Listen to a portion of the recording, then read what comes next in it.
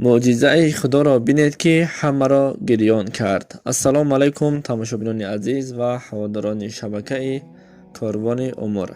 مردی پیرانسال بود. هر روز کودکی را میدید که پایلوچ با توپ رزینی بازی میکرد.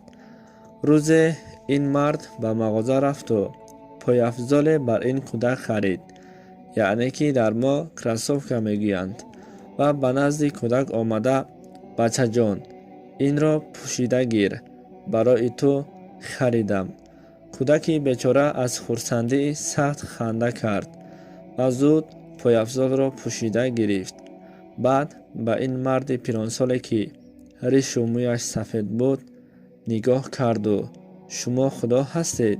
گفته پرسید. این موی سفید باشد؟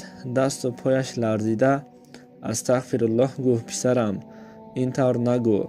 کودکی که خرد بود که قلبش از همه چیز دنیا پاک است، باز با مهر با این موی سفید نگاه کرد و گفت: پس این طور باشد شما دوست خدا هستید، زیرا من شب گذشته به خداوند نبودن پایافزالم را گفته بودم.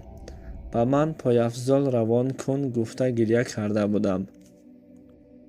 موی سفید باشد بعد شنیدن این سخنها آب چشمش را برای نشان ندادن کودک را بغل کرد و در حقیقت در حیات ما خوبی کردن از سوی بندگان دوست داشته خداوند می آمده است.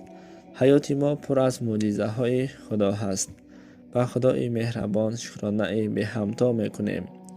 با هستی هایتان شکرگزار هستیم.